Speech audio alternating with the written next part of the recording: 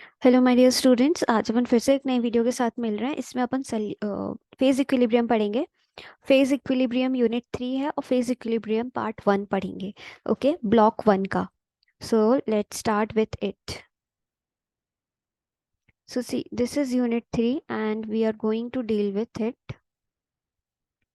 इसमें अपन को क्या क्या पढ़ना है? इसमें अपन को पढ़ना है बेसिक टर्मिनोलॉजी, कंपोनेंट क्या होता है, फेज क्या होता है, डिग्रीज ऑफ फ्रीडम क्या होती है, ट्रू मेटास्टेबल और अनस्टेबल इक्विलिब्रियम क्या होता है, एंड क्लॉसियस एंड क्लेपेरॉन की इक्वेशन।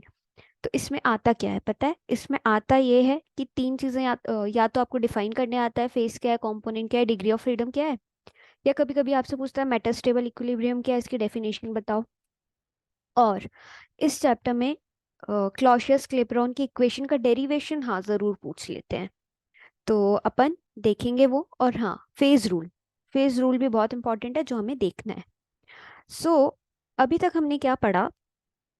हमने सॉल्यूशंस पढ़ा, ठीक है। सॉल्यूशंस हमने पढ़ा, उसमें हमने होमोजीनियस सॉल्यूशन क्या होता है, होमोजीनियस मिक्सचर ऑफ टू और मोर कंपोनेंट्स, वो देखा। बट फेज इक्विलिब्रियम में हम हेट्रोजीनियस सिस्टम या हेट्रोजीनियस इक्विलिब्रियम की बात करते हैं, ठीक है। अब इम्पोर्टेंस क्या है फेज इक्विलिब्रियम की, हमें क्यों पढ़ना चाहिए? तो ये जो एक ऐसा केमिस्ट्री की ब्रांच है, इसको हम कहाँ कहाँ यूज करते हैं?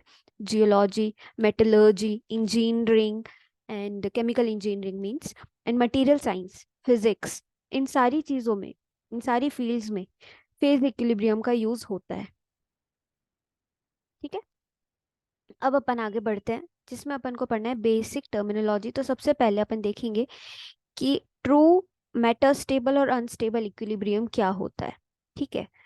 सो सबसे पहले अपन देखते हैं ट्रू इक्विलिब्रियम क्या होता है। तो इक्विलिब्रियम क्या है? जैसे A is converting into B and B is converting back into A. So हम इसको ट्रू इक्विलिब्रियम कब कहेंगे? एक तो कंडीशन ये होगी कि जो डेल्टा जी है, क्या है, गिब्स फ्री एनर्जी, वो मिनिमम होनी चाहिए, तब हमारा ट्रू इक्विलिब्रियम अचीव हो पाता है, ठीक है। क्योंकि मिनिमम है, नेगेटिव मतलब स्पॉन्टेनियस है, ये इसमें कन्वर्ट हो रहा है, ये इसमें, ये इसमें, ये रेट चलता जा रहा है ना। अब हम क्या कहते हैं कि इक्विलिब्रियम में जो अलग अलग स्पीशीज इन्वॉल्व है, मान लो यहाँ सी है, यहाँ पर डी है, तो इनका कंसंट्रेशन जो है वो चेंज नहीं होना चाहिए with respect to function of time, है ना। इनका कंसंट्रेशन टाइम के साथ बदलना नहीं चाहिए, है ना। और state of equilibrium either side से अचीव हो सकती है, ये फॉरवर्ड रिएक्शन है, ये बैकवर्ड रिएक्शन है, यहाँ से भी अचीव हो सकती है, यहाँ से भी अचीव हो सकती है। तो अगर ऐसा होता है ना, कि equilibrium is a state of apparent no change in the concentration of species, and if the state of equilibrium can be achieved from either direction, that is from reactant to product or from the product to reactant, it is called as true equilibrium, ठीक है। अब अपन इसको एक example से समझ सकते हैं। मान लेते हैं कि हमारे पास एक ऐसा सिस्टम है जिसमें आइस है और वाटर है, ये दोनों इक्विलिब्रियम में है, ठीक है। आइस है और वाटर है। अब आपको पता है ये दोनों इक्विलिब्रियम पे है, 0 डिग्री सेल्सियस पे, और जो प्रेशर है वो 180 m है। अब ये इक्विलिब्रियम क्या है, can be achieved either by heating the ice, ice को हीट करने से हमें वाटर मिल जाएगा, या आप क्या कर सकते हो, वाटर को कूल करोगे तो आइस मिल सकता है ना, फ्रीज हो जाएगा। तो यहाँ पे दोनों इक्विलिब्रियम में है, क्योंकि हमें दोनों साइड से ये इक्विलिब्रियम अचीव हो रहा है। या तो आइस को मेल्ट कर दो, हीट कर दो, या तो वाटर को फ्रीज कर दो, तो हमें ये चीज इक्विलिब्रियम में मिल रही है। सिमिलरली लिक्विड और वेपर्स में इक्विलिब्रियम स्टैब्लिश हो सकता है। ये लिक्विड है, यहाँ पे एक प्लेट आपने ढक दी, अब आप इसको हीट कर रहे हो तो ये वेपर्स बनेंगे। कुछ टाइम बाद ये जो वेपर्स जमा हुए हैं यहाँ पर, ये कंडेंस होके वापस से आपको लिक्विड देंगे, तो here also it is equilibrium. तो ये दोनों एग्जाम्पल किसके? ट्रू इक्विलिब्रियम के। तो अगर आपको पेपर में आता है डिफाइन करने व्हाट इज ट्रू इक्विलिब्रियम, तो आप ये दो एग्जाम्पल्स दे सकते हो, ठीक है। अब एक इंटरेस्टिंग सी चीज यहाँ आती है। अच्छा हाँ, मैंने आपको क्या बोला था कि जो डेल्टा जी की वैल्यू है वो मिनिमम रहेगी, कम से कम रहेगी। तो थर्मोडायनेमिकली चीजें तभी पॉसिबल हैं जब डेल्टा जी नेगेटिव या डेल्टा जी की वैल्यू कम से कम है, तभी इक्विलिब्रियम हमको मिल सकता है। ओके, नाउ हम एक दूसरा एग्जाम्पल लेते हैं जिस पे हमने क्या लिया, ये एग्जाम्पल थोड़ा टिपिकल टाइप का है, ठीक है। इस एग्जाम्पल में हमने क्या लिया, मान लो ये एक हमारा सैंपल है, इस सैंपल में हमने क्लीन वाटर लिया है, साफ पानी है बिल्कुल, ठीक है। और इस कंटेनर में कोई भी डस्ट नहीं है, पूरा क्लीन है ना। अब हम क्या कर रहे हैं, अब हम इसको, we have taken a sample of clean water that is free of dust in smooth container and we are cooling it slowly। अब हम इसको ठंडा कर रहे हैं, तो हम क्या एक्सपेक्ट करेंगे कि जैसे जैसे टेम्परेचर 0 डिग्री सेल्सियस पे पहुंचता है, as temperature approaches 0 degree Celsius, freezing point आ जाएगा एंड वाटर को क्या होना चाहिए, फ्रीज होना चाहिए। Water can freeze, but water freeze नहीं होता है ना। और अगर आप टेम्परेचर को कम करते जाओ, कम करते जाओ, -5 तक भी ले आओ, तो भी आपको ये पता चलेगा कि ये जो वाटर है ये आपको फ्रीज नहीं, वाटर जो है फ्रीज नहीं होता, ये लिक्विड स्टेट में ही प्रेजेंट रहता है। तो हम यहाँ पे कोई चेंज एक्सपेक्ट ही नहीं कर रहे, है ना। वाटर तो फ्रीज हो ही नहीं रहा, कितना भी टेम्परेचर कम कर ले रहे हैं। तो हम इसको बोल सकते हैं कि ये इक्विलिब्रियम पे है, बोल सकते हैं? नहीं बोल सकते। आंसर इज नो, ये सिस्टम इक्विलिब्रियम में नहीं है। क्यों नहीं है वो हम आगे देखते हैं। क्लीन वाटर है ये, ठीक है। आपने टेम्परेचर को कम किया, 0 डिग्री तक कर लिया, उससे -5 भी कर लिया, वाटर को क्या हो रहा है, फ्रीज होना चाहिए, बट नॉट, फ्रीज नहीं हो रहा है, ठीक है। अब अगर आप इस -5 तक लाने के बाद इस सिस्टम को डिस्टर्ब करते हो, कैसे डिस्टर्ब करते हो, या तो आप इसको शेक कर देते हो, या तो आप इसमें बर्फ का टुकड़ा डाल देते हो, ठीक है। बर्फ का टुकड़ा डाल देते हो जैसे कि हम बीज डाल देते हैं मिट्टी में, है ना। वैसे अगर आपने यहाँ पे बर्फ का टुकड़ा डाल दिया, आप क्या ऑब्जर्व करोगे कि वाटर जो है वो फ्रीज हो जाता है तुरंत -5 डिग्री पे, जैसे आप इस सिस्टम को डिस्टर्ब करते हो। और टेम्परेचर अगर 0 डिग्री तक बढ़ता है तो और ही फ्रीज हो जाता है। But now if we taken a if we take a sample of ice at -20, है ना, और आप इसको गर्म कर रहे हो, तो आप क्या एक्सपेक्ट करोगे, we find that we do not get water. अब आपने -20 डिग्री सेल्सियस पे एक आइस का टुकड़ा लिया, आप उसको गर्म कर रहे हो, आप सोचोगे इसका पानी तो बन जाना चाहिए, बट पानी हमें नहीं मिलता। और टेम्परेचर और आप क्या करते हो, कम करते जाते हो, तो भी आपको जो है पानी नहीं मिलता, है ना। -20 से 5 पे ले आए तो भी आपको क्या हो रहा है, पानी नहीं मिल रहा है। द आइस ओनली मेल्ट्स जब 0 डिग्री सेल्सियस टेम्परेचर आता है। इस एग्जाम्पल से हमें क्या पता चल रहा है, इस एग्जाम्पल से हमें ये पता चल रहा है कि यहाँ पर इक्विलिब्रियम एग्जिस्ट कर ही नहीं रहा। इक्विलिब्रियम क्या है, हमें दोनों साइड से सेम स्टेट मिल जानी चाहिए, या तो हम इधर से कन्वर्ट करें या इधर से कन्वर्ट करें। बट यहाँ से हमें क्या पता चल रहा है कि वाटर जो -5 डिग्री सेल्सियस पे है is not a state of true equilibrium. क्यों ऐसा, is not a state of true equilibrium because we could obtain it only in one direction। क्योंकि ये हमें सिर्फ एक ही डायरेक्शन में अचीव हो रहा है। किस डायरेक्शन में अचीव हो रहा है, कि हम जैसे जैसे इसको ठंडा कर रहे हैं तब हमें अचीव हो रहा है, but not by warming the ice. जैसे जैसे हम ठंडा कर रहे हैं इसको, ये तो लिक्विड स्टेट में ही प्रेजेंट था, -5 पे ले आए 0 से, तो भी वो वाटर ही था, फ्रीज हुआ ही नहीं। बट आइस को अगर हम गर्म कर रहे हैं तो मेल्ट तो होना चाहिए, पानी तो देना चाहिए -20 डिग्री सेल्सियस पे, बट वो दे तो नहीं रहा, और दे नहीं रहा। तो सिर्फ एक ही डायरेक्शन में हमें अचीव हो रहा है इक्विलिब्रियम, है ना। तो इसीलिए हम इस टाइप के इक्विलिब्रियम को कहते हैं मेटास्टेबल इक्विलिब्रियम।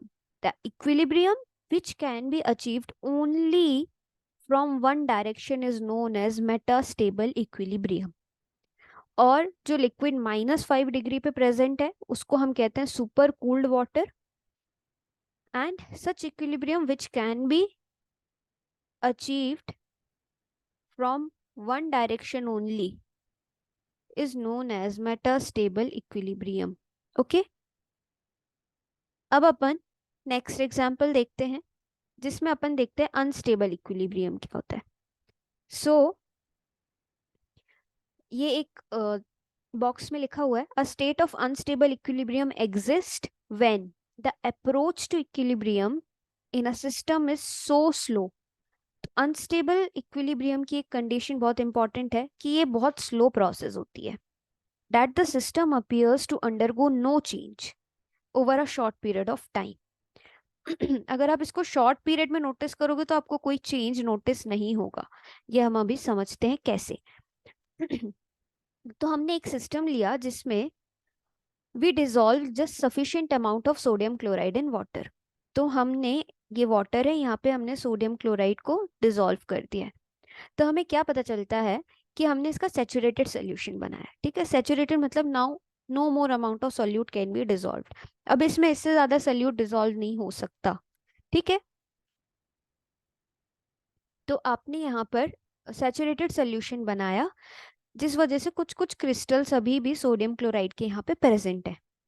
तो अगर आप इसको थोड़े टाइम के लिए छोड़ दो और फिर देखोगे तो आपको पता चलेगा कि there is no change in the crystals. ठीक है, since we do not observe any change, तो हम क्या कह सकते हैं ये कि इक्विलिब्रियम में है। इस क्वेश्चन का आंसर हम आगे देखते हैं। ठीक है, अब हम क्या करेंगे, इस सिस्टम को, सोडियम क्लोराइड वाले सिस्टम को रात तक के लिए छोड़ देंगे। आपने एक रात छोड़ दिया, अब आप उसको दूसरे दिन देखोगे। आप, we may be surprised to note that what, कि the crystals of sodium chloride dissolve हो गए। अभी तक थे, रात भर छोड़ा, क्रिस्टल्स डिसॉल्व हो गए। In such a case initially we observe the system for an insufficient time. हमने कुछ टाइम के लिए देखा तो हमें लगा कि ये इक्विलिब्रियम में है क्योंकि कोई चेंज ही नहीं हो रहा। But the process of dissolution of salt to achieve true saturation was slow. ऐसा इसीलिए हुआ कि ये जो प्रोसेस जो मैंने आपको बोला ये बहुत स्लो प्रोसेस थी, बहुत slow. Dissolution of NaCl saturated solution का बहुत स्लो प्रोसेस थी, और वो चल रही थी, ऐसा नहीं था चल नहीं रही है। जैसे हम इक्विलिब्रियम में कह देते हैं कि हमें कोई चेंज नहीं हो रहा, प्रोसेस स्टॉप होगी, स्टॉप नहीं है। ठीक है, डायनेमिक कहते हैं हम इक्विलिब्रियम को, वो चल रही है। आप भले ऑब्जर्व नहीं कर पा रहे हो चेंज क्योंकि रेट बराबर है। सो हम क्या कहते हैं, सिस्टम, इस टाइप के सिस्टम को, such a system may be termed as unstable equilibrium or non equilibrium.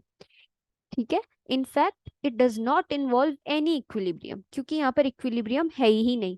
ऐसा नहीं है कि डिसोल्यूशन हुआ है, कुछ क्रिस्टल्स हैं वो डिसॉल्व हो गए, फिर से वापस क्रिस्टल मिल जाएगा, ऐसा नहीं है। सो इस टाइप का system is known as non equilibrium, और ये बहुत स्लो होता है, इसलिए हम इसको ऑब्जर्व नहीं कर पाते हैं। तो ये था तीन आपके, ट्रू इक्विलिब्रियम, मेटास्टेबल और अनस्टेबल। अनस्टेबल को हम नॉन इक्विलिब्रियम भी कहते हैं, कभी कभी इस नाम से भी आ सकता है। अब अपन पढ़ते हैं, इंपॉर्टेंट चीज है, वो भी इंपॉर्टेंट था, ये भी है, फेजेस। तो फेज को हम पी से डिनोट करते हैं। फेज का ग्रीक वर्ड से आया है, इसका मतलब होता है अपीयरेंस। देखने में आपको क्या लग रहा है, अपीयरेंस कैसी है ना। तो फेस को हम बोलते हैं physically distinct, physically distinct, mechanically separable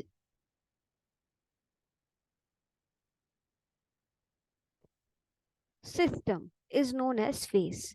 अगर कोई फेस है, हाँ होमोजीनियस भी होता है, एक टर्म और है, homogeneous, physically distinct and the mechanically portion of a system. अगर कोई ऐसा सिस्टम है तो हम उसको फेस कहते हैं। अब मैकेनिकली सेपरेबल का मतलब है या तो फिल्ट्रेशन से, या तो सेडिमेंटेशन से, है ना, या तो डिकेंटेशन से, ये सारी प्रोसेसेस से, और भी प्रोसेस हो सकती है, इन सारी प्रोसेस से अगर हम सेपरेट कर पा रहे हैं तो वो फेज होगा। अगर नहीं कर पा रहे हैं तो एक ही फेज होगा। ठीक है, सेपरेट कर पा रहे हो तो अलग अलग फेजेस है, नहीं कर पा रहे हो तो एक ही फेज है। Okay, now phase can be separated from other homogeneous parts of a system by boundary surfaces. अब कैसे, अभी हम आगे देखते हैं। तो ये बहुत सारे एग्जाम्पल से आपको फेज बिल्कुल क्लियर हो जाएगा। सबसे पहले अपन एग्जाम्पल लेते हैं गैसेस का। ठीक है, अब जैसे एटमॉस्फेयर में बहुत सारी गैसेस प्रेजेंट है, तो अगर आपने मिक्सचर ऑफ गैस लिया, है ना, एयर में air is a mixture of gas, mixture of gases, air. तो इनको आप किसी मैकेनिकली प्रोसेस से सेपरेट नहीं कर सकते हो, है ना। इसलिए हम इनको कहते हैं कि ये क्या बनाते हैं, ये एक ही फेज बनाते हैं, एक ही फेज है, सिर्फ गैसियस फेज है यहाँ। ठीक है, फेज मतलब सॉलिड, लिक्विड, वेपर या गैस, है ना। तो ये एक ही फेज बना रहा है। बट अगर आपने क्या किया है, आपने अनइक्वल अमाउंट लिया है, ठीक है, अगर आपने अनइक्वल अमाउंट लिया है, जैसे अमोनिया और HCl गैस रिएक्ट करके अमोनियम क्लोराइड मान लो बना रहे हैं, so you will find that कि यहाँ पे जो है टू फेज हो जाता है, टू फेज सिस्टम। कैसे? क्योंकि यहाँ पे आपको एक सॉलिड फेज अमोनियम क्लोराइड का मिलता है और एक गैसियस फेज मिलता है जो कि HCl का या अमोनिया का मानते हो आप। ऐसा इसलिए क्योंकि ये दोनों रिएक्ट करके कुछ नया बना रहे हैं, है ना। सो these two reacts to form solid ammonium chloride, जो कि नीचे जम जाता है, बैठ जाता है, ठीक है। And some of the gas in excess would remain. तो ये नीचे बैठ जाता है अमोनियम क्लोराइड जो सॉलिड है, और ऊपर कुछ गैस बचती है। तो ये दो फेज हो गए ना, एक सॉलिड हो गया, एक गैस हो गया, इसलिए ये टू फेज सिस्टम है। ओके, क्या है ये? टू फेज सिस्टम है। नाउ अनदर एग्जाम्पल सॉल्यूशंस का। अगर ट्रू सॉल्यूशन है तब तो वो वन फेज होगा, क्योंकि सॉल्यूशन होता है होमोजेनियस मिक्सचर ऑफ टू और मोर कंपोनेंट, तो वो एक ही फेज होगा। जैसे आपने लिया अ dilute solution of sodium chloride in water, है ना। डाइल्यूट सॉल्यूशन मतलब पानी ज्यादा है तो पूरा घुल गया, तो वन फेज सिस्टम है, और इसको हम सेपरेट नहीं कर सकते, है ना, मैकेनिकल मीन्स से। तो ये ट्रू सॉल्यूशन सिंगल फेज बनाता है। अब अगर आपने किसी सिस्टम को छोटे छोटे टुकड़ों में ब्रेक कर दिया, तो इसका मतलब ये नहीं है कि यहाँ चार फेज हो गए, या इस सिस्टम को तीन में ब्रेक कर दिया तो तीन फेज हो गए। ऐसा नहीं है। जैसे आइस को आपने ब्रेक कर दिया तो वो रहेगा तो आइस ही ना।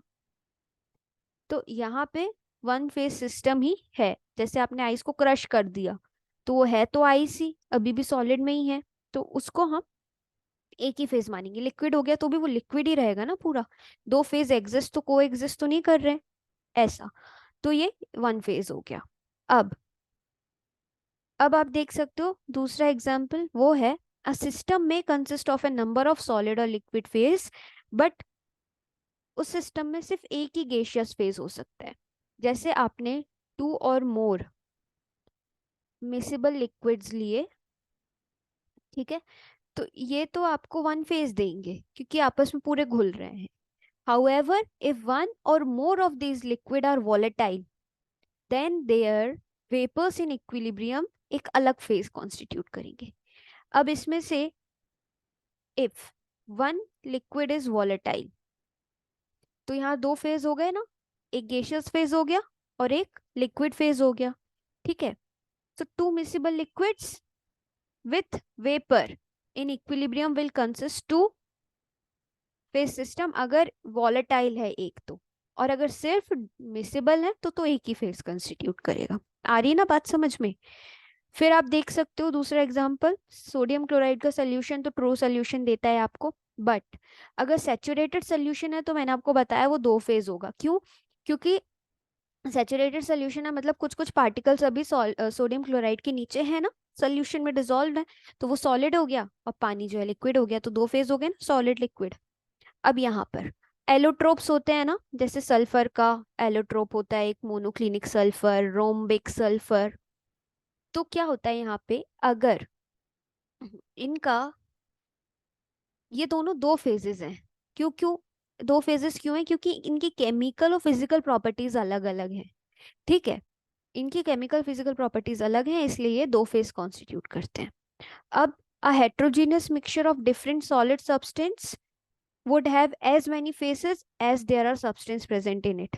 अगर कोई हेट्रोजीनियस सिस्टम है, हेट्रो मीन्स डिफरेंट, इसमें अलग अलग अगर सब्सटेंस है तो ये सारे अलग अलग फेज कॉन्स्टिट्यूट करेंगे।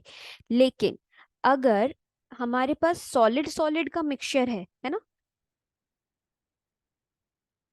अगर हमारे पास मिक्सचर है टू सॉलिड्स का, तो ये एक ही फेज बनाएगा। क्यों? क्योंकि सॉलिड सॉलिड का मिक्सचर होमोजीनियस मिक्सचर होता है। ठीक है, ये अपन ने ट्वेल्थ में भी पढ़ा है कि सॉलिड सॉलिड होमोजीनियस बनाते हैं। तो ये एक ही फेज होगा इसमें। अब अपन आते हैं कंपोनेंट पे। Okay, so what is component? तो component is the chemical formula, ठीक है, या केमिकल कॉन्स्टिट्यूएंट। ठीक है, तो आप यहाँ पे कंपोनेंट को डिफाइन कैसे करते हो? The smallest number of independently variable chemical constituent. Small number of independently variable, जैसे कि आइस है, आइस अगर लिक्विड हो गया है, क्या ये है तो वाटर। वाटर का फॉर्मूला क्या है? H2O। तो ये क्या हुआ? इसमें सिर्फ एक ही कंपोनेंट प्रेजेंट है। ठीक है, क्योंकि ये smallest number of independent variable है, इसके अलावा कोई फॉर्मूला नहीं है वाटर का या आइस का, है ना। तो इस चीज को हम कहते हैं smallest number of independent variable. ठीक है, of the system in which composition of each phase in equilibrium can be completely defined either directly or in the form of equation। तो कॉम्पोजिशन को जब हम इक्वेशन के फॉर्म में define करते हैं, जैसे आप कॉम्पोजिशन मतलब वाटर का H2O, है ना, या उसका कितना परसेंटेज प्रेजेंट है, बट फॉर्मूला अगर हम देखें तो वाटर का H2O है, तो वो जो फॉर्मूला है वो कंपोनेंट का है, और वही होता है कंपोनेंट। जैसे आइस और वाटर, आइस या लिक्विड, क्या हुआ? एक फेज हुआ और एक ही कंपोनेंट हुआ, इस तरीके से। ठीक है, now it is important to note what component और कॉन्स्टिट्यूएंट अलग अलग होते हैं, वो हम आगे देखेंगे कैसे।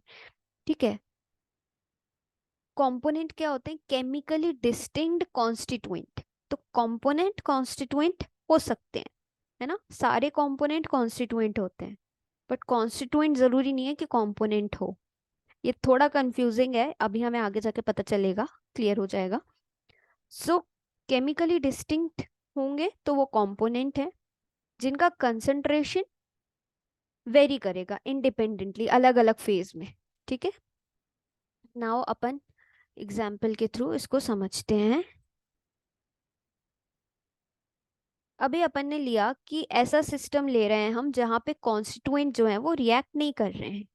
ठीक है, फॉर एग्जाम्पल आपने अभी मैंने आपको एग्जाम्पल बताया था आइस, वाटर, है ना, एंड वेपर्स। ये इस एरो का मतलब क्या है? इक्विलिब्रियम। ठीक है, ये तीनों इक्विलिब्रियम में है। सो यहाँ पे हमारे पास क्या है? In case there are three phases, एक है सॉलिड, लिक्विड और वेपर्स। ठीक है, हाउएवर कंपोजिशन जो है इनका, कंपोजिशन जो है इनका, each phase can be expressed in terms of only one component.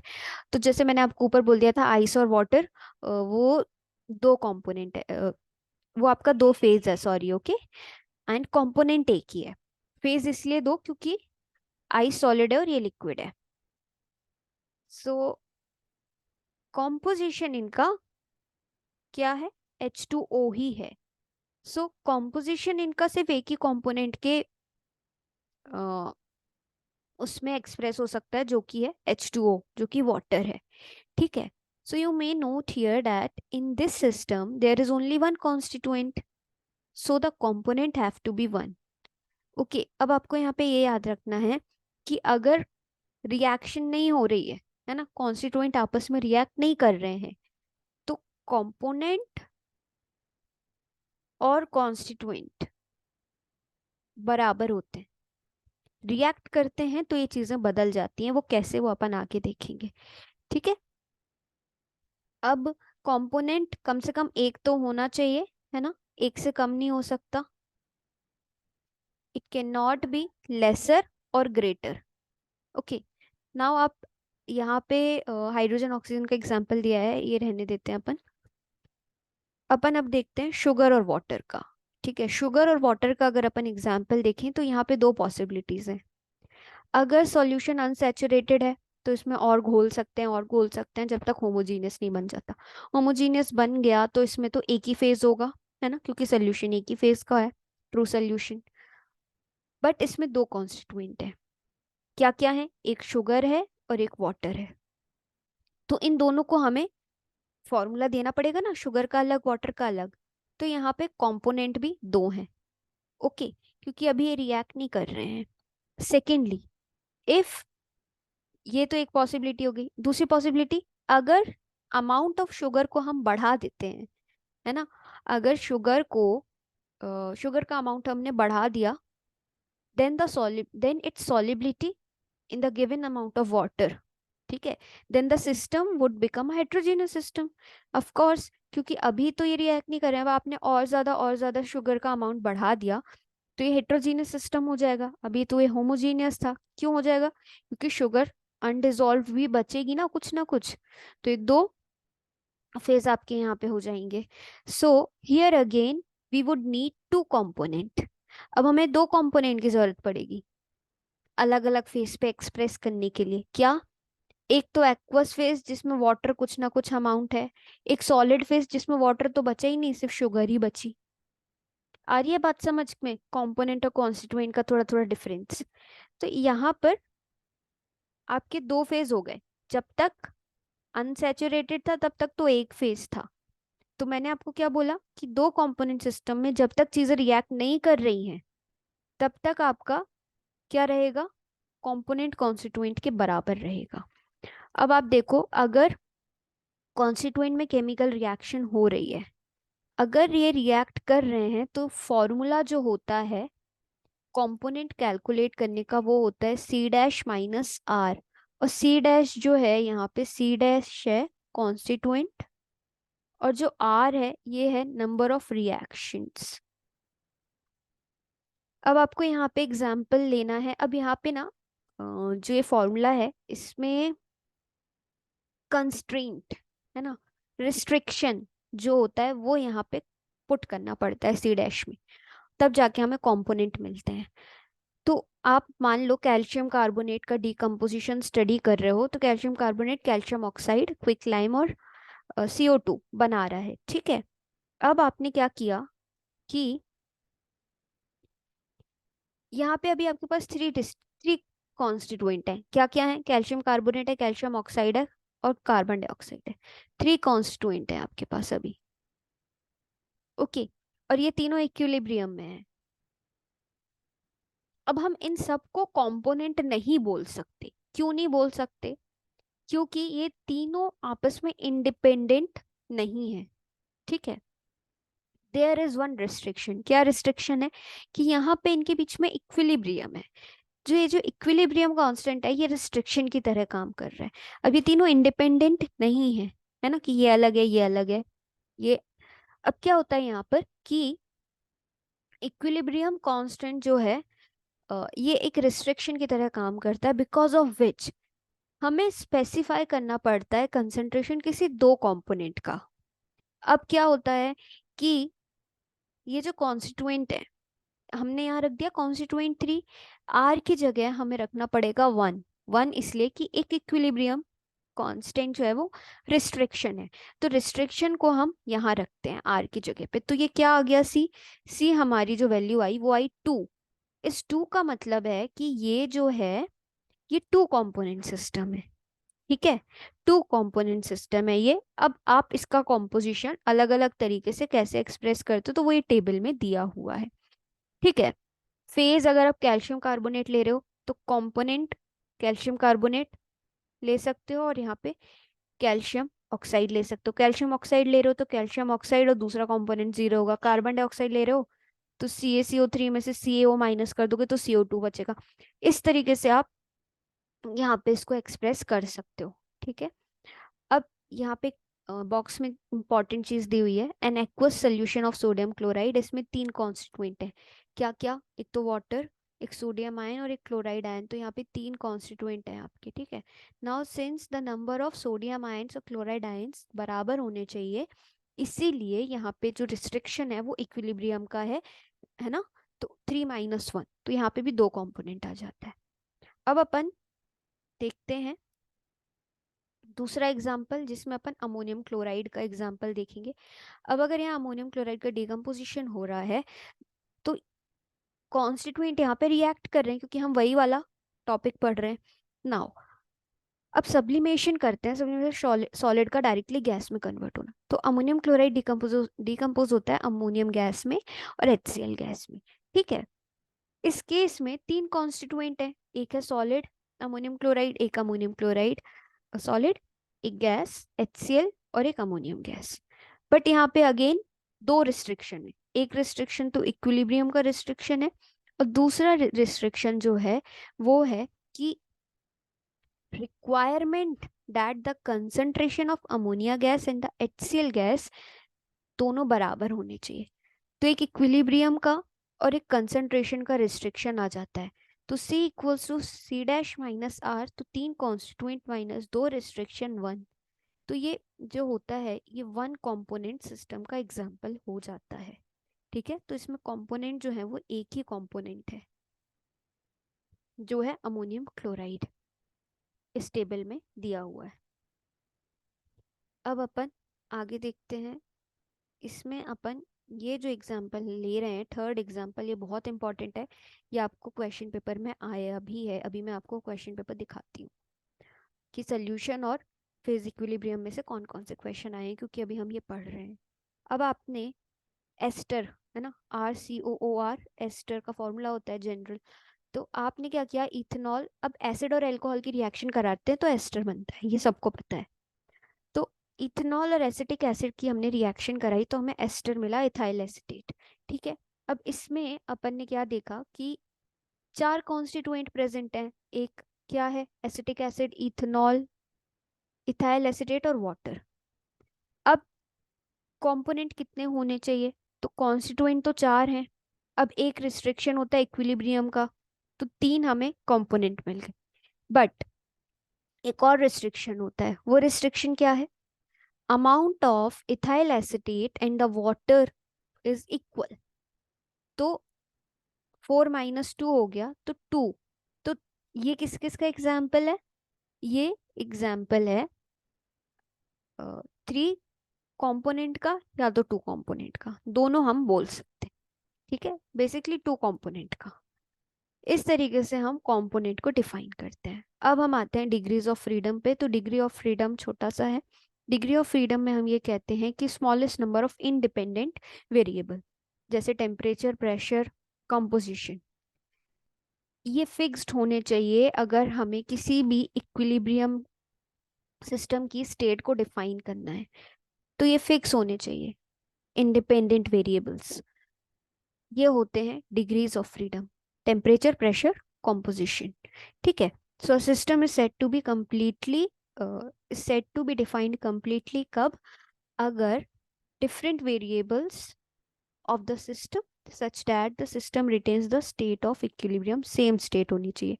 Alternatively हम ये कह सकते हैं कि same state of equilibrium in the given system can be reproduced using specified variables। और ये variables को हम ये variables का क्या यूज है, they are used to define the system।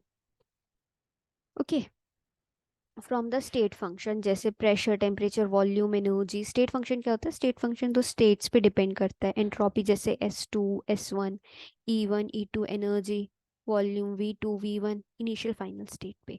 However, we do not need to specify all these variables, as specifying some of these variable automatically determines the value of other variables, है ना। इसीलिए minimum number of variable जो हमें equilibrium state को define करने के लिए चाहिए, हम उसको कहते हैं डिग्री ऑफ फ्रीडम। तो टेम्परेचर, प्रेशर, कंपोजिशन, ये हमने 3 वेरिएबल सिलेक्ट कर लिए। ओके, अब डिग्री ऑफ फ्रीडम को हम F से डिनोट करते हैं और इसकी अच्छी डेफिनेशन ये है कि the smallest number of independent variables such as temperature, pressure, composition which are need to define the state of equilibrium। Okay, एक और डेफिनेशन ये दिया है, ये आप लोग देख लेना। अब डिग्री ऑफ फ्रीडम के अकॉर्डिंग बाईवेरिएंट, यूनिवेरिएंट और इनवेरिएंट सिस्टम होते हैं। ठीक है, अब ये क्या है तो ये अपन देखते हैं। अगर किसी सिस्टम में मान लेते हैं हम सिर्फ प्योर गैस है ना, तो the state can be specified by using 2 variables, pressure, temperature and volume को भी हम ले सकते हैं। दिस इज बिकॉज क्योंकि इफ एनी 2 फेसेस, हमें पता है थर्ड फेज हम कैलकुलेट कर सकते हैं गैस इक्वेशन से। ऐसे टाइप के सिस्टम को जिसमें 2 डिग्री ऑफ फ्रीडम है उसको हम कहते हैं बाइवेरिएंट। अगर हमारे पास ऐसा सिस्टम है जिसमें इक्विलिब्रियम प्रेजेंट है, जैसे वाटर और वाटर वेपर के बीच में किसी भी टेम्परेचर पे और प्रेशर पे, है ना, तो हम क्या कह सकते हैं कि it's vapour pressure is fixed, है ना। So we need to specify only one variable. अब इसका वेपर प्रेशर अगर ये दोनों इक्विलिब्रियम पे हैं, वाटर वाटर वेपर, तो वेपर जितना प्रेशर अपना एग्जिस्ट करेगा वो वेपर प्रेशर है। तो इसमें हम सिर्फ एक ही वेरिएबल को लेके बाकी 2 वेरिएबल्स को डिटरमाइन कर सकते हैं। ठीक है, तो इस टाइप के सिस्टम को हम कहते हैं यूनिवेरिएंट। अब अगर 3 सिस्टम के बीच में इक्विलिब्रियम है, जैसे आइस वाटर और वाटर वेपर, तो इसमें ये तब होता है जब टेम्परेचर करीब 0.0075 होता है और प्रेशर इतना होता है।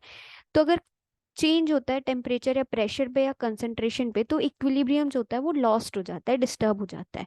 ठीक है, इसका मतलब इसमें हम कोई भी डिग्री ऑफ फ्रीडम को फिक्स नहीं कर सकते, इसलिए ऐसे सिस्टम को हम कहते हैं इनवेरिएंट, क्योंकि यहाँ पे डिग्री ऑफ फ्रीडम 0 है।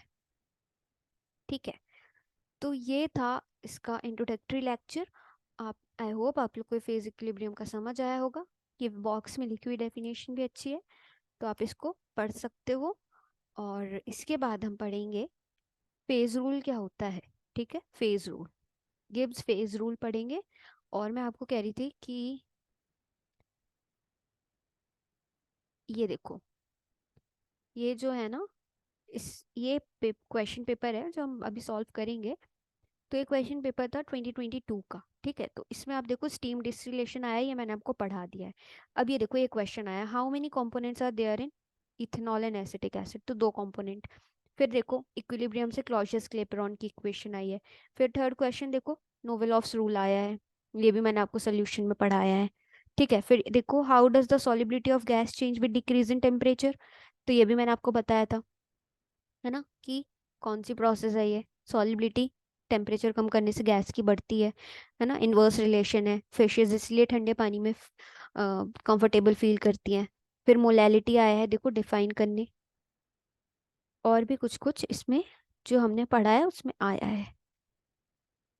फिर ये तो ऑर्गेनिक है पूरा, तो ऑर्गेनिक अभी हमने, ऑर्गेनिक में मैंने आपको सिर्फ कार्बोहाइड्रेट्स का पढ़ाया हुआ है, तो कार्बोहाइड्रेट्स का, हाँ, और पेप्टाइड्स भी पढ़ाया है। ठीक है, तो पेप्टाइड्स आप देख लेना, जैसे कि primary secondary tertiary quaternary structure, ये मैंने structure of protein and peptide lecture uploaded है। कार्बोहाइड्रेट का रफ डिग्रेडेशन भी मैंने आपको बताया है, देखो रफ डिग्रेडेशन भी आया है।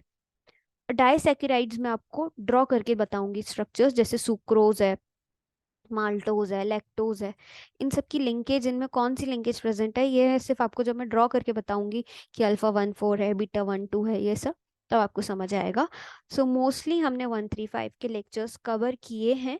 थोड़े से बचे हैं, जैसे फेज इक्विलिब्रियम 1 बचा है, 2 बचा है, और डाइसेकेराइड्स बचा है, कंडक्टेंस और इलेक्ट्रो कंडक्टेंस बचा है, और हमारा इलेक्ट्रोकेमिकल प्रोसेसेस बची हैं। ठीक है, तो ये हम, इलेक्ट्रोकेमिस्ट्री बची है, तो ये हम कवर करेंगे इसके बाद। सो आप लोग ऐसे ही सपोर्ट शो करते रहिए, फिर हम लाइव क्लासेस भी लेंगे।